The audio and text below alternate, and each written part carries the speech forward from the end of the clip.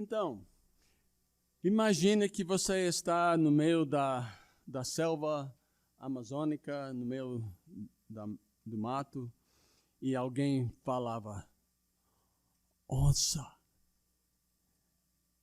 E seu corpo reage até agora como o meu. Começa a se arrepiar e aquele escalofrio e o coração começa a bater rápido, pressão sobe, só em ouvir essa palavra. E também imagina se alguém naquele momento fez bem baixo, bem calma, quieto essa palavra, mas imagina ele gritando, onça! Qual seria sua reação? Eu acho que a gente até ficaria um momento congelado no chão, no próximo minuto perguntando por que minha perna não mexe, por que eu não posso correr, eu estou querendo correr e logo ele consegue correr por causa dessa reação. Sabe que a única pessoa que não teria essa mesma reação seria caçador de onça.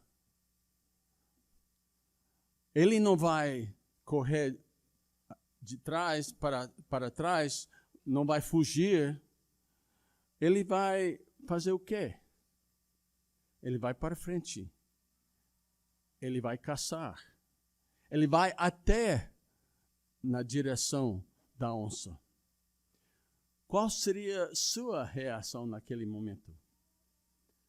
Bem, é um exemplo, uma maneira para a gente pensar o que está em frente de nós agora.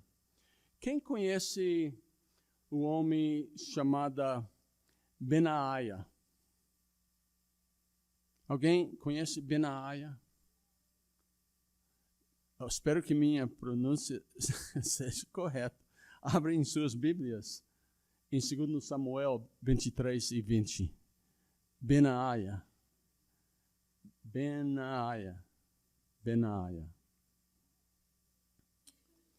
O que ele fez? Vamos ler rapidinho em 2 Samuel, capítulo 23.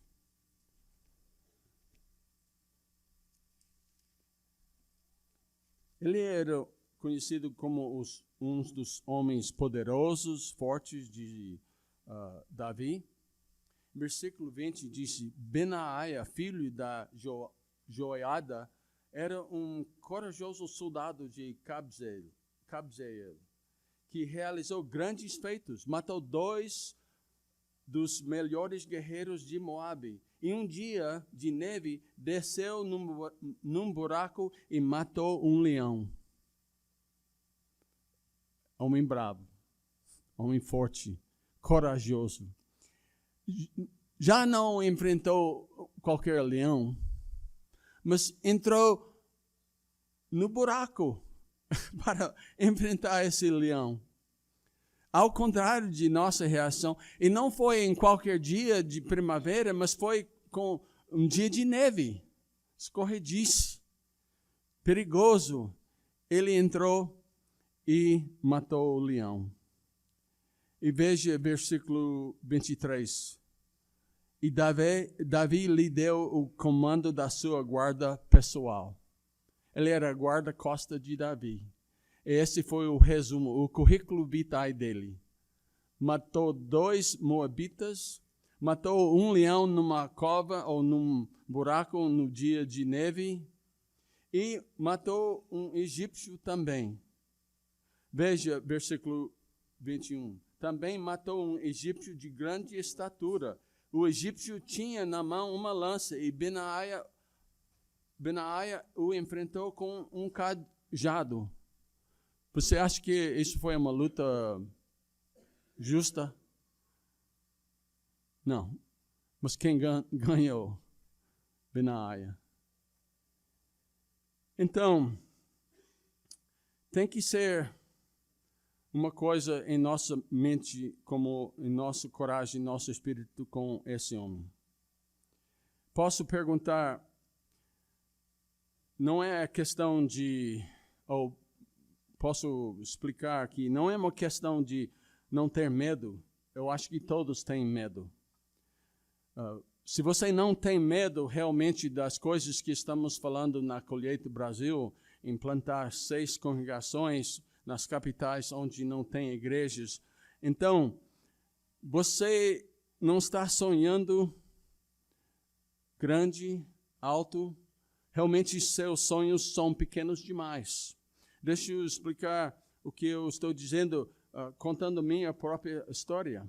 Depois ter esse sonho, essa ideia em uma visão como podia ser feito através de uma oferta nacional, eu fiquei apavorado. Fiquei com muito medo. Não dormia à noite. De madrugada acordava e disse, como é que pode ser? Eu não sei porque eu fiz essa loucura. Comecei a fazer tudo isso. Será que eu estou pensando racionalmente mesmo? E aí me deu para entender, sabe, meu medo é porque eu estou confiando em mim mesmo. Se seus sonhos são pequenos e você não tem medo, é porque você está dependendo em sua própria capacidade. E está dependendo nos limites de suas condições e suas forças. Deus me falou, está ok, pode ter medo, mas confie em mim.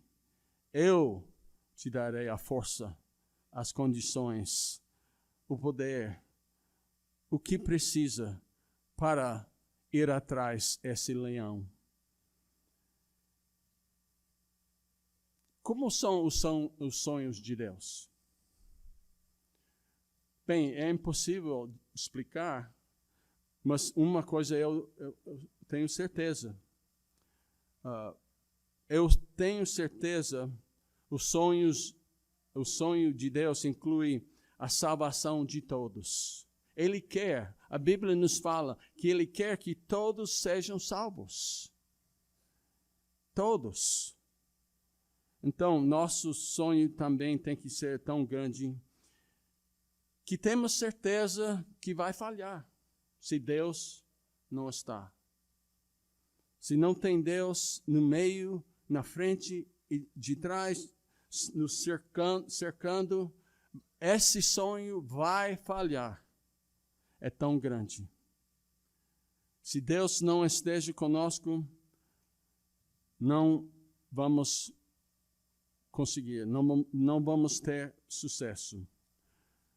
Então, hoje gostaria de relembrar que a razão que nós estamos aqui para louvar a Deus, para nos encorajar, nos desafiar e também para aprender. Quem trouxe o caderno e lápis e coisa para escrever? Amém. Então, uma das melhores maneiras de aprender através dessa tecnologia de lápis e caderno. Escrevendo. Eu queria lembrar que vamos lembrar, ao falar da colheita, lembrar do Evangelho, como a igreja cresce e como ter intimidade com Deus. E gostaria de citar um exemplo de como você pode contar, pregar o Evangelho em 5 minutos. Eu estou trabalhando em muitas maneiras possíveis para pregar o Evangelho em 5 minutos. Quais são os 3 tipos de histórias que todo mundo gosta? Na literatura, nos filmes, nas novelas, o que seja for esse mídia, quais são as histórias mais popular?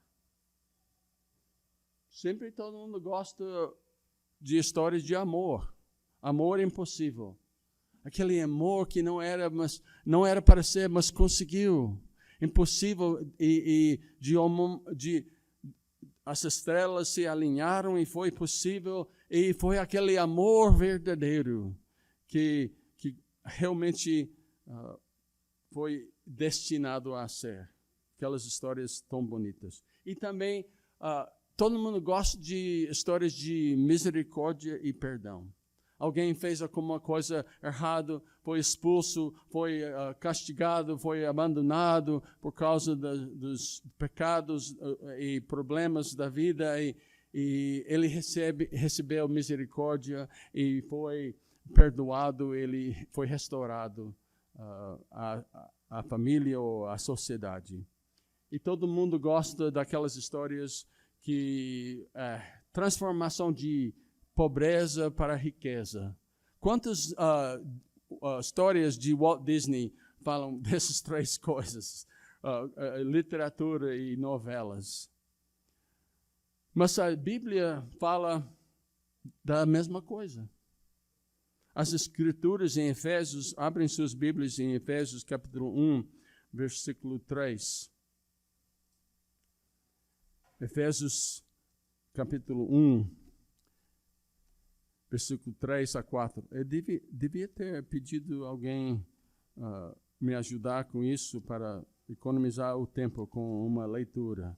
Mas disse: Bendito seja o Deus e Pai de nosso Senhor Jesus Cristo, que nos abençoou com todas as bênçãos espirituais nas regiões celestiais em Cristo. Porque Deus nos escolheu nele antes da criação do mundo para sermos santos e irrepreensíveis em sua presença. Em amor nos predestinou para sermos adotados como filhos, por meio de Jesus Cristo, conforme o bom propósito da sua vontade, para o louvor da sua gloriosa graça, e a qual nos deu gratuitamente no amado. Todos nós gostamos daquelas histórias e somos tocados por esses versículos, porque temos dentro de nós o medo de ser rejeitado. Todos temos aquela insegurança no fundo de nosso coração, no nosso ser. Medo de ser rejeitado, a insegurança de ser rejeitado pelos outros que nós valorizamos mais do que todos. E até o mundo inteiro, se para em um momento de reflexão, sente o medo e a insegurança de ser rejeitado por Deus, por sua vida e no fim da sua vida. Também muitos sentem a insegurança e medo de ser julgados. Qual jovem que não vai para a escola e se veste para ser apreciado pelos outros e sentir que ele vai ser rejeitado e julgado pelo que ele se veste? Ou as condições financeiras aparentemente da família dele, ou a falta de condições. E muitos também vivem com medo de pobreza. Não somente de pobreza ou ser pobres, mas até medo de passar necessidade. Quantas horas de sonho vocês e eu já perdemos por ficar preocupados, inseguros? O que vai acontecer amanhã? Será que vamos passar necessidade? Não vamos ter suficiente que precisamos para viver? Então, as Escrituras nos ensinam que nós somos completamente aceitos em Cristo Jesus. Vamos ver versículos aqui 7 e 8. Nele temos a redenção por meio de seu sangue, o perdão dos pecados, de acordo com as riquezas da graça de Deus, a qual ele derramou sobre nós com toda a sabedoria e entendimento.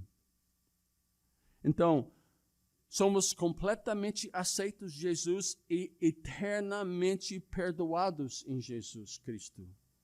E somos também ricamente supridos em Jesus Cristo. Toda bênção, sorte de bênção espiritual. Ele nos adotou, nunca vai nos abandonar. Ele nos adotou como filhos. Ele nos deu redenção, remissão e perdão de nossos pecados. Então, a pergunta é, por que ficamos com medo e insegurança? Por que vivemos constantemente revisitando nosso passado e não vivendo a vida que vem pela graça insondável de Deus? E me diga que nós não temos boas notícias para dizer aos nossos vizinhos, aos nossos amigos no colégio, no trabalho.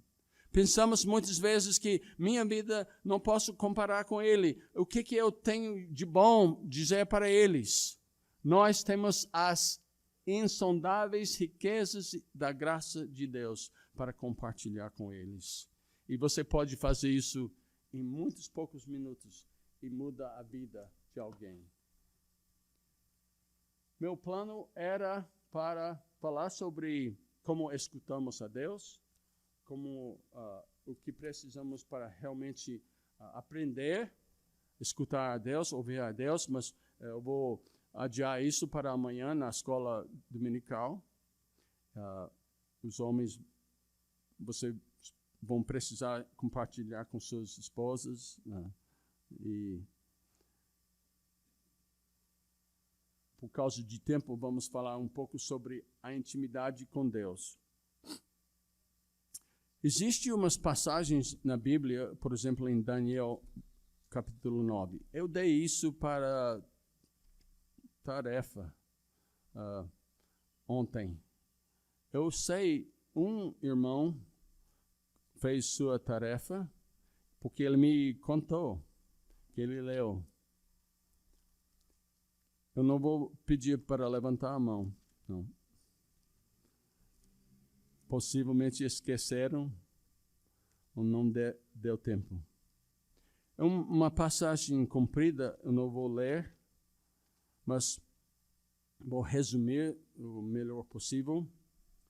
Mas antes de ler, eu já falei com várias pessoas e as pessoas, até os irmãos, ficam ofendidos com a sugestão que nós precisamos arrepender-nos para não somente nossas vidas e pecados individuais, mas também pelo corpo de Cristo e também pela nação, pelo povo. Muitos dizem, mas por que eu preciso fazer o que Daniel fez? Por que o profeta Daniel fez? Por que eu devo me arrepender ou arrepender? Inclusive, como é que eu posso arrepender para a nação toda? Para o povo de Deus? Para a população do Brasil? E pela igreja?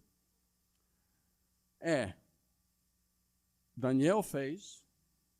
Ele, eu acho, de todos, menos precisava fazer por ele mesmo, pela vida que eu posso observar na Bíblia. Então, como é que ele não foi responsável pela nação, pelo povo de Israel, mas ele foi chamado, sentia a necessidade de fazer isso. As únicas pessoas que eu acho que penso que não precisam arrepender diariamente ou constantemente pela nação do Brasil ou dos Estados Unidos, ou o povo, a população geral, são aqueles que pensam que não tem pecado na sua vida. Ouviram? A única pessoa que não deve pedir perdão de Deus pela nação, pelo povo, até pela igreja, aquele que sente que ele mesmo não tem pecado. Esse me parece como um fariseu. Única coisa que eu posso imaginar uma desculpa, ele pensa que não faz parte deste corpo, que ele não faz parte da nação, que ele não faz parte do Brasil, e não teve nenhuma cumplicidade ou cooperação com as coisas que estão acontecendo aqui. Até com a sua silêncio. A única maneira de ter certeza que o mal pode vencer é que não fazemos nada e não falamos nada. Nós, todos os adultos aqui, estamos recolhendo o fruto de anos e anos de silêncio e falta de arrependimento pelo povo e a correção e repreensão da nação. Única pessoa que não deve pedir perdão para o pecado do povo e a nação e até da igreja são aquelas pessoas que pensam que suas orações não têm efeito. Ouviram?